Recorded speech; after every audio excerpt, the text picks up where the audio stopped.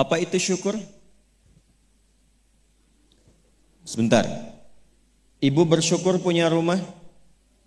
Syukur. Ibu bersyukur punya kendaraan? Bersyukur punya keluarga? Ada suami, ada anak-anak, bersyukur? Baik. Yakin? Bersyukur diberikan pakaian? Yakin? Masa? Nah, sekarang apa itu syukur? Syukur itu pelan-pelan.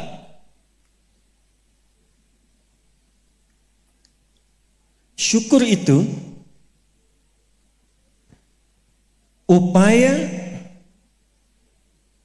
menggunakan semua nikmat yang Allah titipkan, upaya menggunakan semua nikmat yang Allah titipkan sesuai dengan apa yang Allah inginkan, sesuai dengan apa yang Allah inginkan, dalam rangka mendekatkan diri kepada Allah Subhanahu wa taala. Contoh, ibu sekalian, maaf, anak itu titipan dari Allah atau bukan? Yakin? Sekarang pertanyaannya, ibu tahu nggak apa yang Allah inginkan dari anak yang dititipkan itu? Jadi apa? Anak yang saleh. Saking inginnya mendapatkan anak yang saleh, bahkan setiap ibu sejak mengandung itu sudah bermohon kepada Allah. Itu ada di Quran surah ke-7 Al-A'raf di ayat 189 di ujung ayatnya. Ya, Quran surah 7 ayat 189. Falamma taghasyaha hamalat hamlan khafifa famarrat bi. Lihat ke ujung ayatnya. Falamma athqalat da'wallaha rabbahuma la in ataitana salihah lanakunanna minasyakirin. Suami istri itu kalau istrinya tengah mengandung, kemudian menjelang fase-fase kelahiran, sangat berharap dan berdoa mohon pada Allah, semoga anak yang terlahir ini menjadi anak yang soleh. Sepakat, Bu? Setiap ibu menginginkan anaknya menjadi anak yang soleh. Sepakat? Pertanyaannya, apakah betul kemudian setiap ibu yang sudah Allah titipkan anak dalam kehidupannya betul-betul mensyukuri nikmat titipan itu? Saya tanyakan pada ibu, anak ibu itu disekolahkan di mana? Kenal Allah atau tidak? Diajarkan sholat atau tidak? Diberikan pakaian yang menutup aurat atau tidak? Perhatikan definisi syukur tadi. Menggunakan semua nikmat, upaya menggunakan semua nikmat sesuai dengan apa yang Allah inginkan. Ibu punya anak perempuan, katanya ibu syukuri diberikan itu. Sampai ibu bikin akikah, sampai undang tetangga, sampai selamatan. Tapi setelah dia bahkan menjelang balik, ibu kasih pakaian yang membuka auratnya. Itu bukan syukur namanya. Disekolahkan di tempat yang bahkan dia tidak mengenal Allah. Dikejar sampai di sininya nih. Nggak salah. Dilesin matematika, nggak salah, bagus. Les fisika, bagus. Les kimia, bagus. Ikut bimbel, bagus. Masuk kampus top, bagus. Tapi nggak kenal Allah, di mana syukurnya? Satu, lihat pakaian yang selama ini Allah berikan kepada ibu sebagai titipan, dan itu akan dihisap. Buka lemari pakaiannya. Coba cek, ada nggak satu bagian pakaian yang belum pernah dipakai untuk ibadah? Coba lihat ketika beli tas mewah, sepatu baru, pakaian baru, sudah pernah dipakai ibadah belum? Jangan-jangan beli tas itu hanya untuk dipakai keundangan saja. Jadi ketika manusia mengundang, beli yang baru. Kenapa ketika Allah yang mengundang 5 kali dalam sehari, bahkan untuk memberikan solusi kehidupan, yang baru itu nggak pernah dipakai? Oh, kenapa pada diam? Satu, berasa ya? Satu. Jadi di titik ini, terkadang ada orang yang menuntut dari Allah kenyamanan hidup, ketenangan, kedamaian. Tapi ketika Allah memberikan apa yang diinginkan, tidak menggunakan nikmat itu yang membuat dia damai. Tidak menggunakan titipan itu yang membuat dia tenang dalam kehidupan. Karena itu saya ingin memulai dengan mengajak kita semua, ayo kita lihat lagi apa saja titipan Allah yang telah dititipkan dalam kehidupan ibu dan bapak yang ada di luar saat ini sampai dengan detik ini.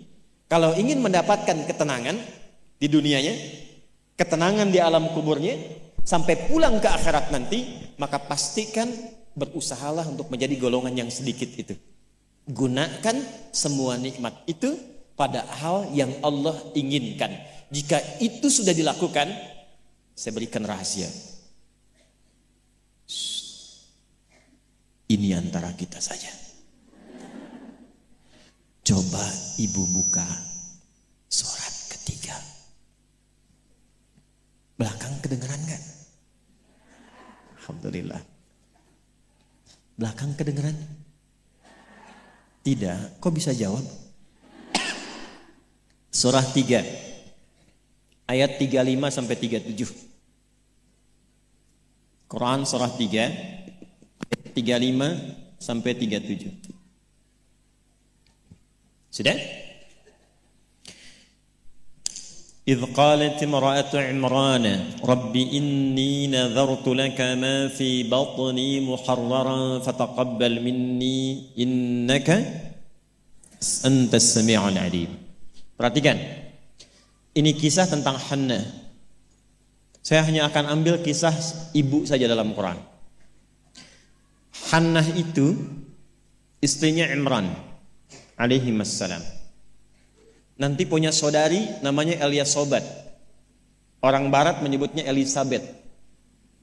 Betul, Elizabeth itu bahasa sananya untuk Eliasobat itu saudarinya Hannah. Nanti nikahnya Elizabeth dengan Nabi Zakaria. Hannah nikahnya dengan Imran. Ketika Hannah mengandung, sepakat suami istri ini ingin mensyukuri nikmat kandungan itu dengan mengharapkan lahirnya anak yang soleh. Maka apa yang terjadi? Untuk mendapatkan soleh itu maka dibuat persiapan. Ini hukum umum, Bu. Ibu kalau misalnya ingin memasukkan anaknya ke sekolah tertentu, kan disiapkan dulu ya dari awal. Ya, sekolahnya di mana, yang dibutuhkan apa, sebelum masuk udah siap-siap. Biayanya berapa, perlengkapannya apa, disiapkan jauh sebelum masuk. Begitu kan ya?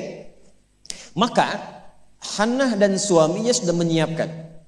Nanti kalau anak ini terlahir, disiapkan tempat khusus supaya dia betul-betul menjadi anak yang soleh. Namanya mihrab.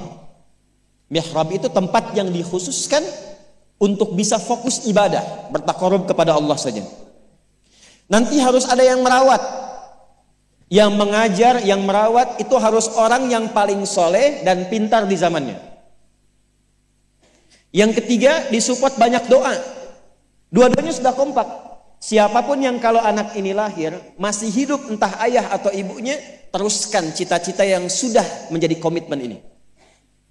Maka ketika kandungan itu terus membesar dan siap menjelang persalinan, Imran meninggal. Jadi Imran itu meninggal dan Maryam nanti lahir dalam keadaan yatim. Maka lahirlah Maryam. Apakah ketika Maryamnya lahir, ayahnya sudah tidak ada, ibunya berhenti dari cita-cita yang sebelumnya menjadi komitmen? Tidak. Diteruskan itu.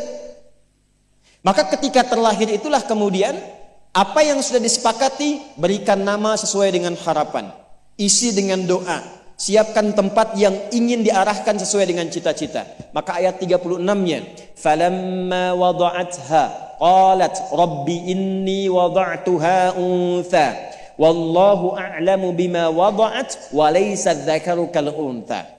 Harapannya lahir anak, kalau perempuan dia anak yang salihah, menjaga diri, menjauhkan dari perbuatan yang tercela, mendekat diri kepada Allah. Maka semua makna ini diwakili oleh satu nama, namanya Maryam.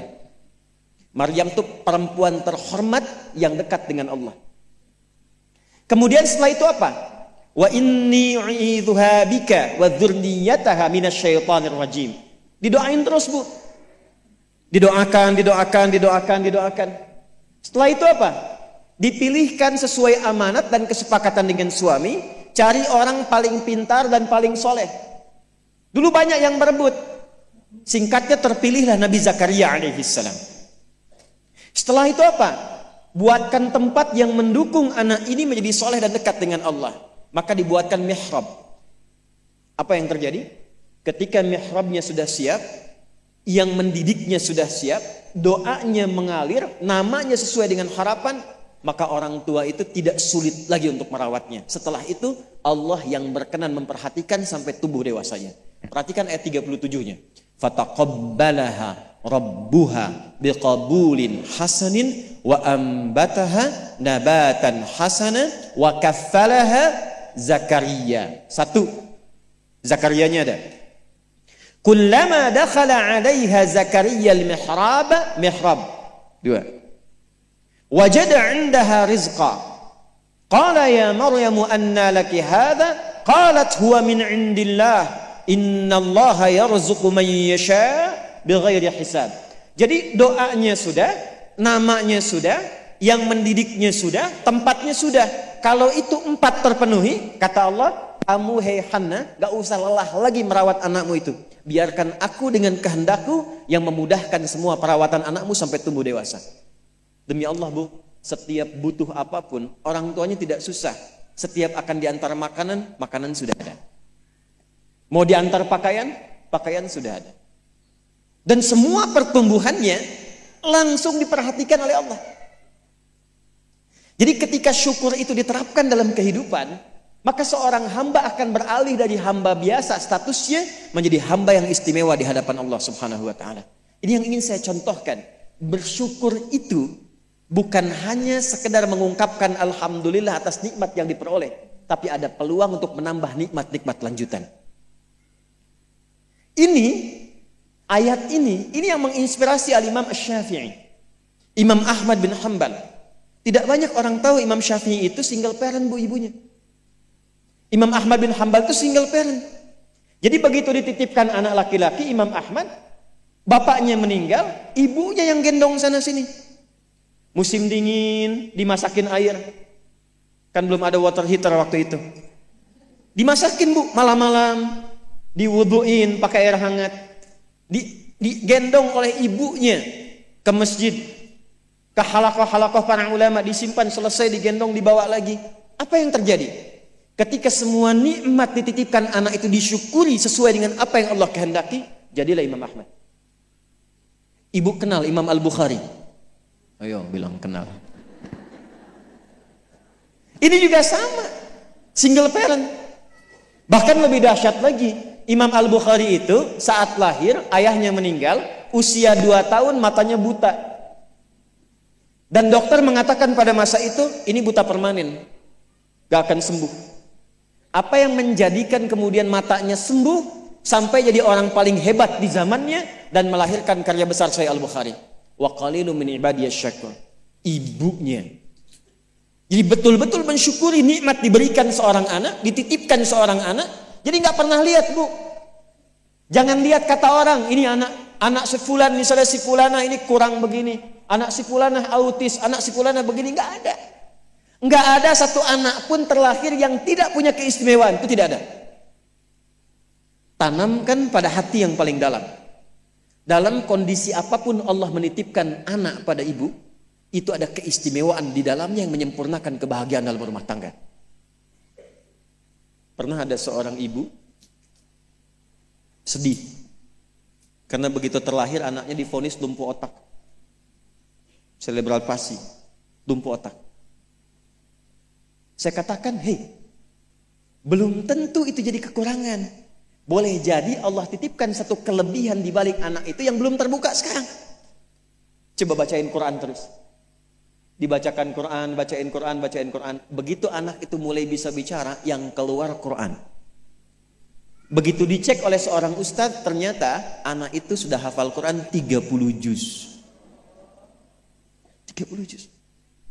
Dan barakah anak itu yang kemudian membawa si ibu jadi keliling-keliling.